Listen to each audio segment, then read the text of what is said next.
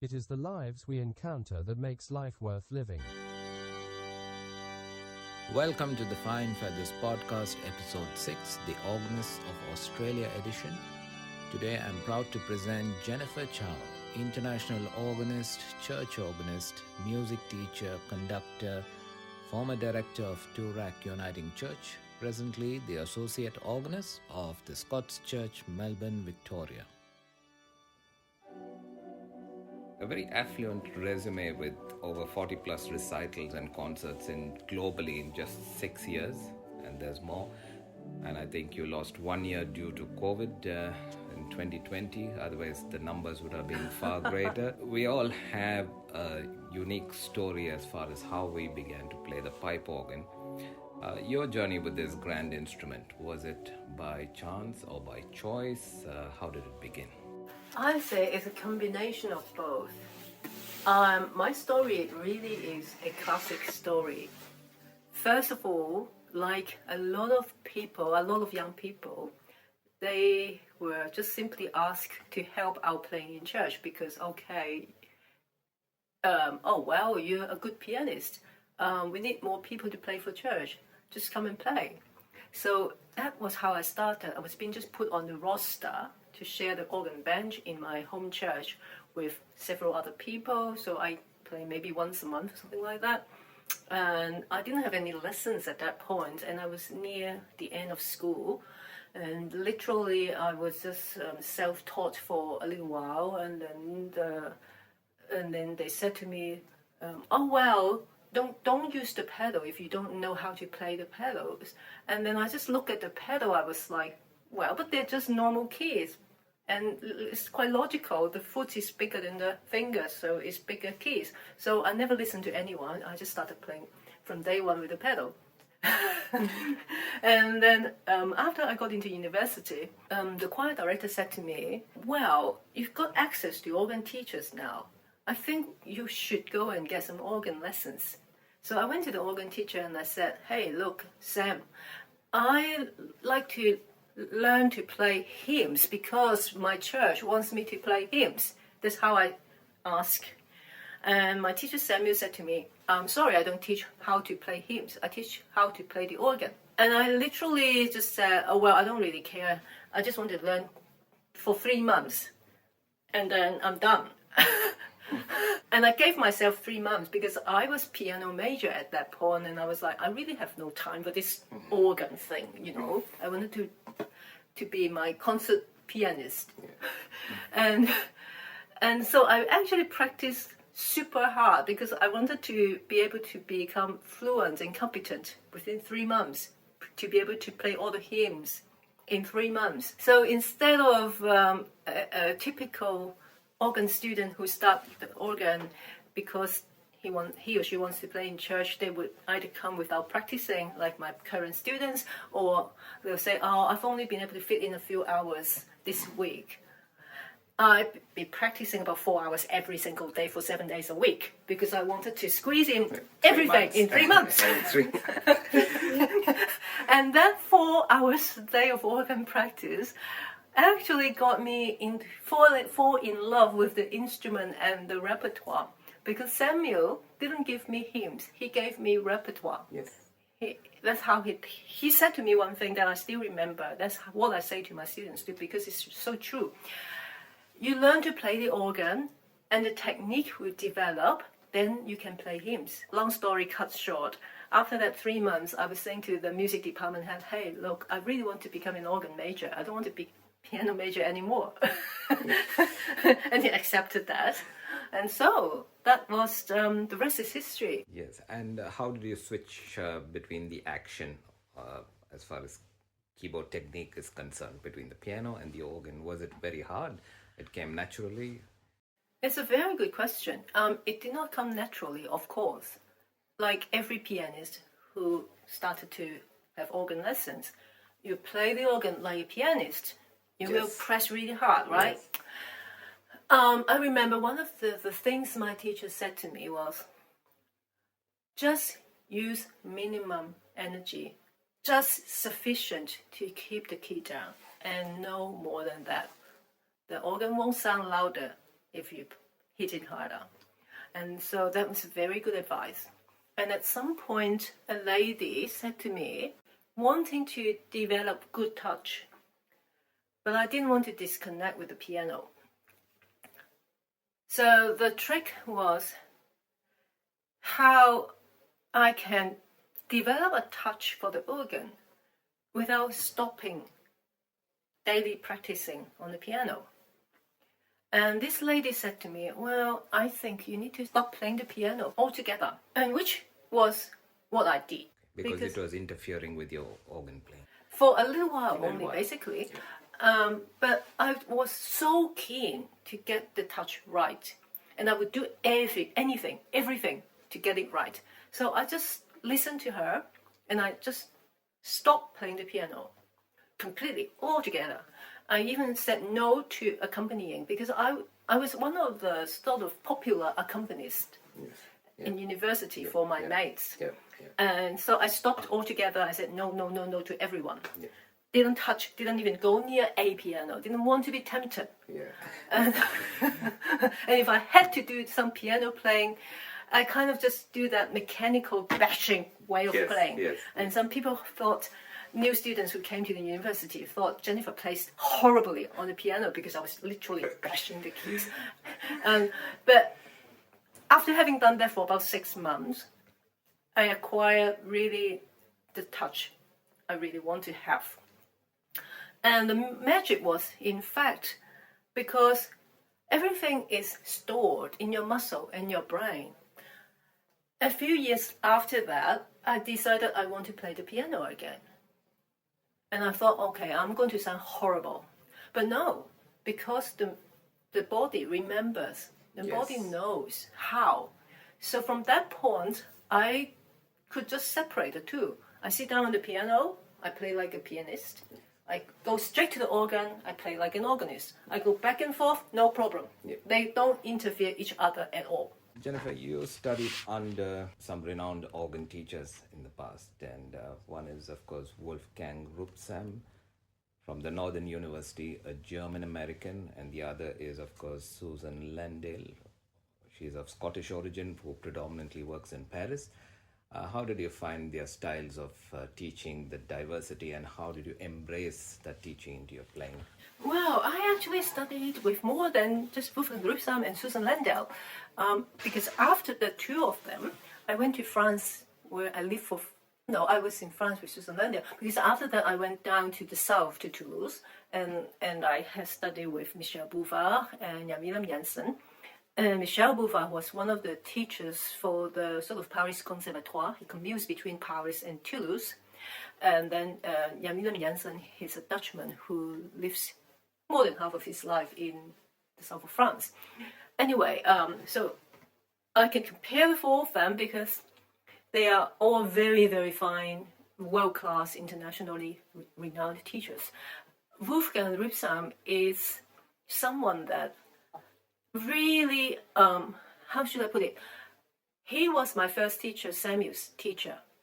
So when I finished my studies with Samuel, he said to me, it was actually in my 3rd year of the start of my 4th year at university. I went to 4-year university. And he said, oh, I haven't got anything I can teach you anymore. You have to go to my teacher. So I had no idea who he was, but I know I need to go to Wolfgang because Samuel said I need to go to Wolfgang. So I went to Wolfgang Rupsam. He was fantastic, but not everyone got along with him because he has this eclectic personality, and the way he teaches is more by showing you. I would say, in terms of verbal instruction, he's not the sort of perfect teacher. But if you listen and watch what he does, he's like fantastic. You just kind of try to absorb and listen very carefully, watch very carefully what he does, and you absorb then, and you integrate into your own playing. And one thing is, I remember he absolutely hates people who copy his playing. there were some students from South Korea who, I think in that time, not now, they quite like to listen to CDs and copy playing of whoever great masters. And he recognized all that instantly. And he got so angry that his students just copy his playing from recordings. He said, no, he hates it. And so I never tried to copy him. So a student had to learn that he did not enjoy people trying to imitate his style. Yeah. That's what yeah. Yeah. And he shows you his way. And you try to do things but not his way. Not yeah. But it's your personality and your taste. So he still encourages your personal style. So it's a way of playing, a style of playing, rather than exactly how you should play, like which beat you must accentuate for how long. Yeah, that's he leaves it to the student to develop that. Yes, that's good. And Susan Landau, one of the greatest things she was to me as a teacher was she not just shows you and verbally instructs you how to do certain things, and sometimes writes it in for you on your score as well. She takes care of her students really well. She does that compared to Wolfgang Ripsam. He's kind of like, you guys just do your own thing. And Susan Landau, she doesn't play favoritism at all, and she knows each student quite well. She often would help them to sort out things like accommodation, finding a place to practice. When each of us needed to submit recordings for international competition preliminary rounds, she would be there with us. She brought along her own equipment to help us record. When we had to do concerts within metropolitan Paris, within her own capacity, whenever she can, she would travel to the church to give you a lesson there, to make sure you can manage the instrument, you know what you're doing. She really helps you a long way, totally go out of and beyond her call of duty. That's an extraordinary characteristic for a teacher. Yes. They really want to see the change in the student. Yes, and I remember one of my classmates, a guy from London, he describes her as a mother-like teacher. That's good. Some people are, yeah. Yeah, of course not everyone likes that, but yes. We were all international students. We appreciate her care and help. And she also, at some point during my studies, she also helped me out financially. And I'm extremely grateful to this. You still keep in touch with her? Yes, she's somebody who I would commit to see every time when I'm in Europe. So if I go to Europe every year, I will, wherever I'm playing, traveling, I will make a detour to Paris, even for just 48 hours or 24 hours, 48 hours. I'll make that detour to see Susan, yes, even just for loyalty. An afternoon or something. You know. That's great. She was really good. Yeah. Jennifer, not a lot of organists can boast of having played both in the Westminster Abbey and the Notre-Dame Cathedral. You have done both. So are those two some of the finest instruments in the world you have played on, or do you have any other favorite? But first I'd like to hear about your experience about these two organs. Wow.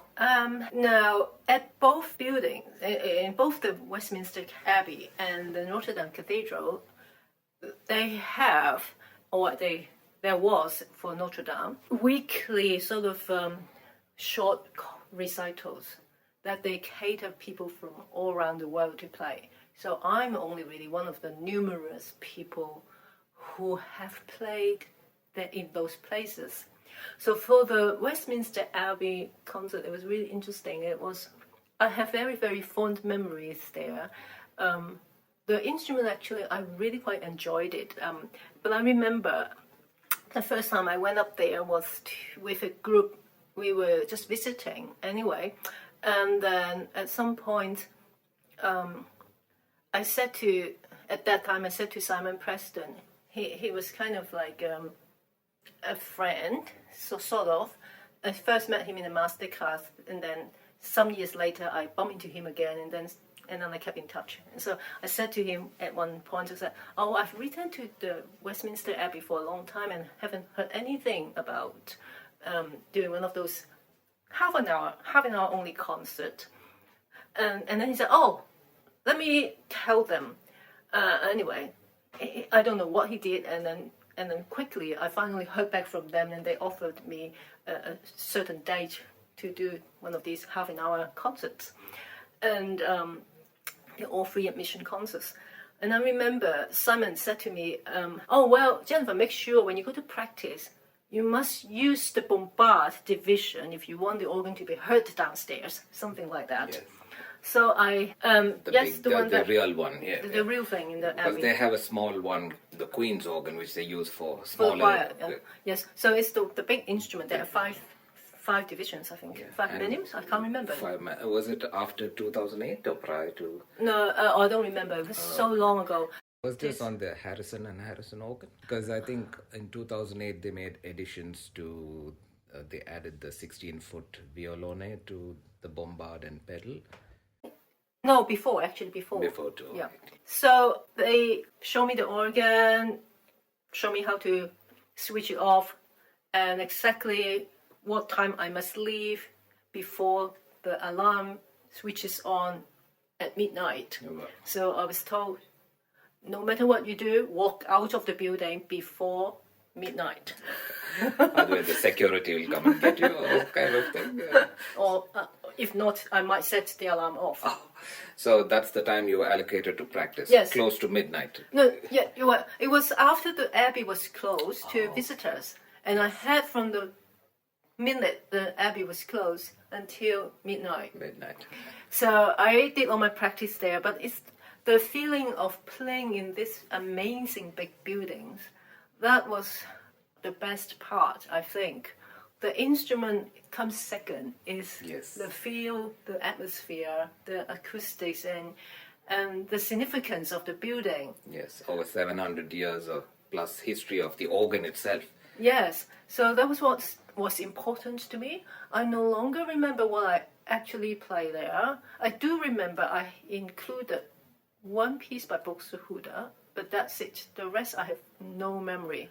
Yes, and did you get to play at Notre-Dame after the fires? No, of course. It's not even opened yet. Oh, is it? It's not functioning yet. Okay. Yeah. They're still working on it.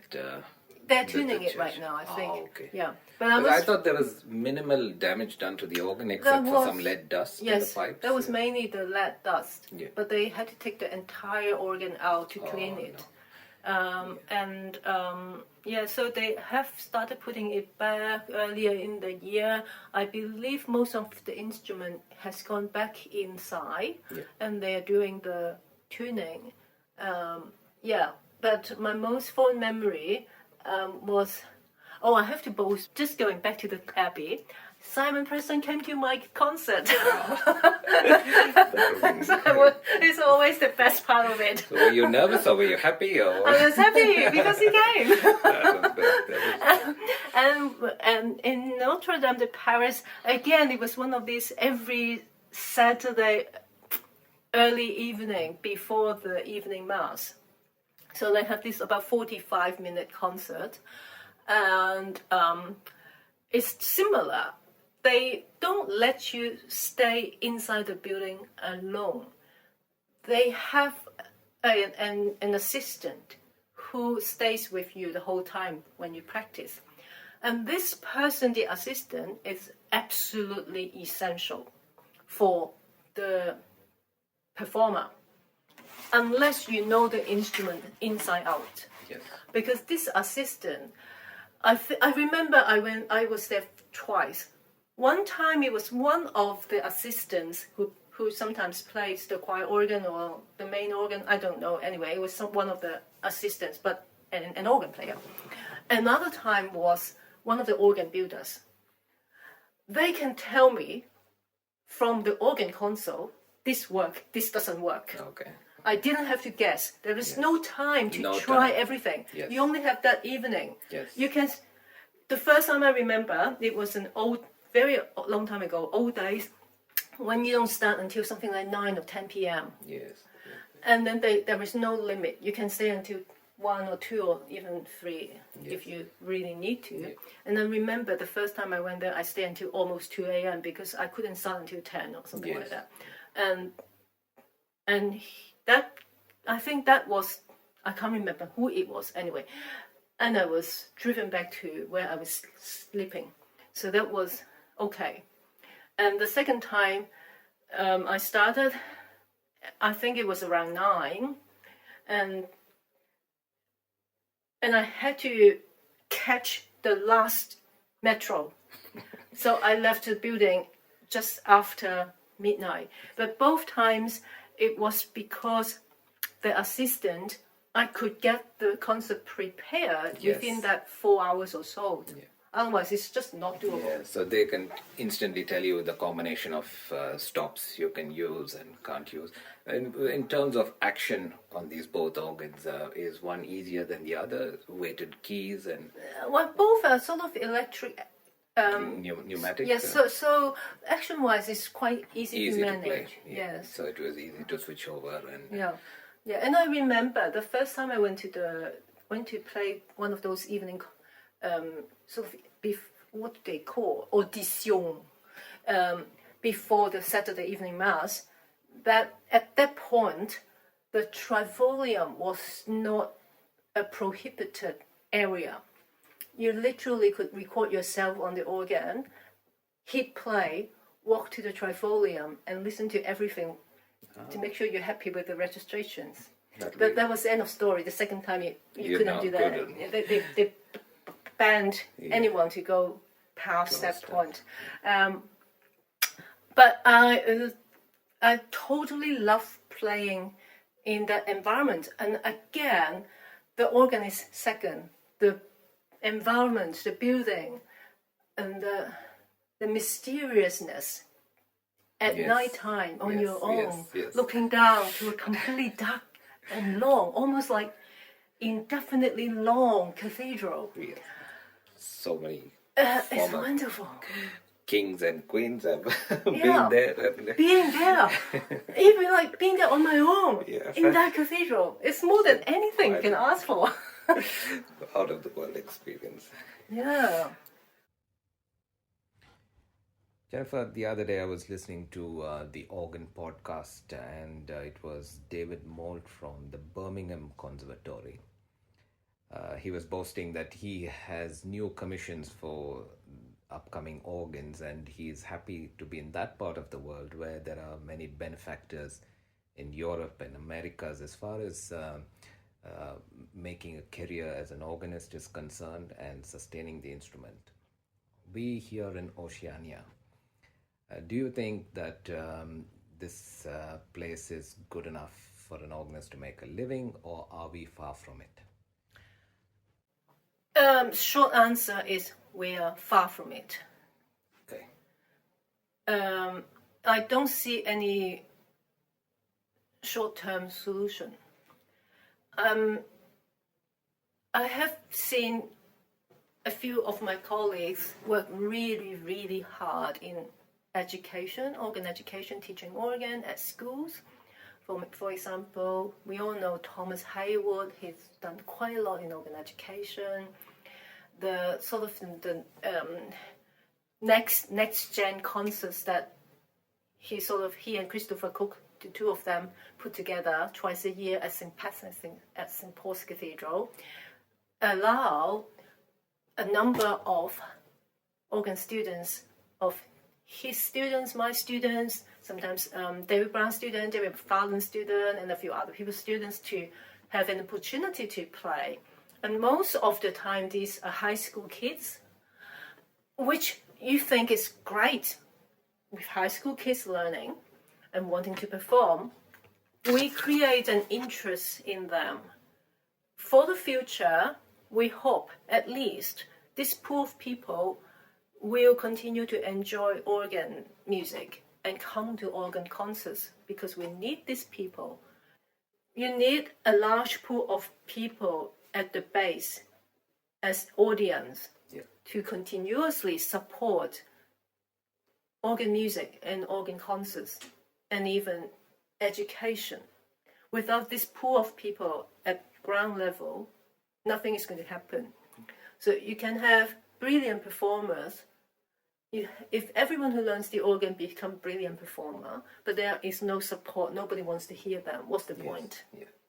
Okay, so I think we are doing that sort of groundwork.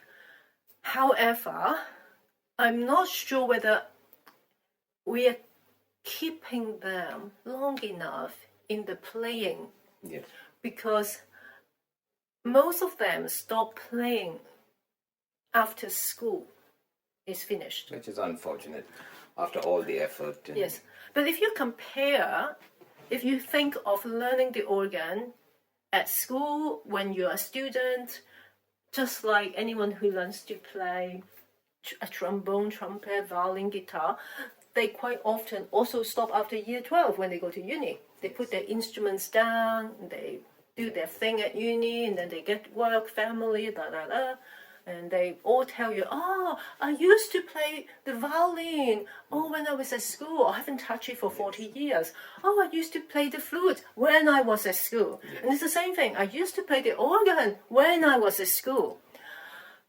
Okay, I think the local problem, the church problem, is they desperately want these people to come in to play the organ and not just stop playing after year 12. Yes. And they're not getting these people.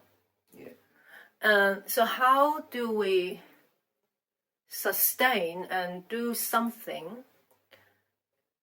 I don't have the answer, because we are doing what we can as teachers to keep the education going. The unfortunate part that we cannot generate a pool of organists to play for churches. You can say it's a separate problem. Yes. And what it's a church problem. It's not teachers' problem. That's right. And the entry level for new graduates into universities, as far as the audition is concerned, do you think that is some kind of a barrier stopping a lot of students pursuing their career in organ studies, or you're happy with that aspect, the way it is? You mean like no work? No, as far as taking students into, say, a graduate program as an entry level, they have an audition they have to prepare a repertoire.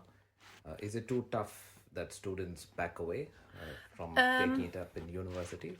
I see what you mean. I don't think so. If people are interested in doing so, I can give you one example. I had one student at school many years ago. He started the organ because his mother thought the organ is just a keyboard thing. And so at their temple, they needed someone to play the keyboard. And her son was a good piano player, but he couldn't manage that keyboard with all the buttons. Yeah. So she decided it's a good thing to send her son to learn the organ. So it was a total misunderstanding. Yes. And the son, first year, it's okay, he enjoyed. And second year, he fell in love with the organ. And he said to me, Miss, I want to do VCE organ. And he has no church, he has no instrument at home. The temple we're talking about is a Buddhist temple. Yeah. And so he did all his practice at school on the electronic organ, in the classroom, early before school, recess, lunchtime. He loved it. He did everything. And I found him as many opportunities as I could to perform on a real pipe organ, participate in student concerts, etc. And he did his VCE organ exam, the performance part at Tirat Uniting. At the time, I was the director of music there. And he did great. He got really high scores back as well. He loved it. And when he went to university as a piano major, he wanted to keep playing the organ. And I found him an organ scholarship for a church. And it was really just to play once a month and not more. And that could help him continue his interest and love of playing the organ. But he couldn't do it. He did it for maybe 2 months and he had to drop out. It's because of the family. The family won't let him. Yeah, they didn't see a future in that instrument suiting their temple or church. They see it as a conflict. Conflict. Because they are Buddhist. Yes. And the son is not going to go anywhere near a church, a Christian church. Yeah. So that's why I say we as organ teachers, as Thomas Hayward said at the end of the last Next Gen concert, the organ as an instrument is in good hands because we help all these young people to learn and to love the organ. But then they will continue to love the organ, but then church organ benches are getting emptier and emptier. Nobody to listen to. It's a church problem. Yes. It's really a church problem. Yes. Yeah. Which is very interesting because when I attended a Sunday afternoon recital at St. Paul's Cathedral in London, it was a full house. And likewise in Frankfurt, there were a lot of people, much more than what we get here in Melbourne. Yeah. So probably the tradition and culture has been preserved and carried on from there. And so there is work being done here as well, I guess. And but you feel that there's much more. Yeah, also it's a cultural thing. Yes. When I first came to Australia, I remember there is a lady in the first church I was at. She herself was an immigrant. And she said to me, because at that time I was new to the country and I was in cultural shock. Why so few people want to come to play the organ or listen to organ music or even just come to church or sing in the choir, because I had a difficult time trying to get more people to come to choir as well, especially young people. And she said to me, Jennifer, you haven't learned this yet. Sports is the first religion of this country. Very true. Very true. Very true.